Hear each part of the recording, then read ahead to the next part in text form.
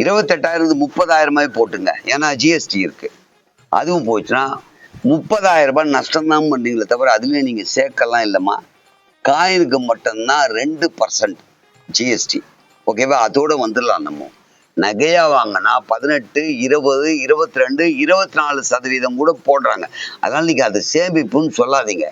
சேமிப்புன்னா நீங்கள் காயினா வாங்கணும், இல்லை பாண்டா வாங்கணும், இல்லை ஃபிக்ஸடில் போடணும். ஃபிக்ஸட் டெபாசிட்டில் வசதி என்னன்னா நீங்கள் 1 year 2 years 3 years கூட போடலாம். தேவையானப்போ வேணாங்கன்னு சொல்லியும் வாங்கிக்க முடியும். ஆர்டின்னா தான் நீங்கள் திருப்பி வாங்க முடியாது. மாதம் மாதம் போட்டே ஆகணும். அதிலெல்லாம் ரிட்டர்ன்லாம் நீங்கள் அப்போ எடுக்க முடியாது, மெச்சூரிட்டி வரணும். அது மாதிரி ஃபிக்ஸடை பற்றியே உங்களுக்கு தெரியாது, போட மாட்டீங்க.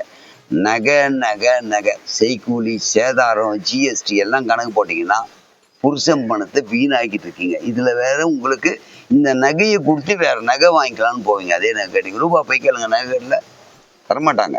இது போல வேற நகை தரேன்னுவாங்க. வேற நகையை வாங்கும் போது இதுக்கு 10% தள்ளிட்டு திருப்பி அதுக்கு ஒரு 18%, 28%. வாங்கும் போது 18, கொடுக்கும் போது 28.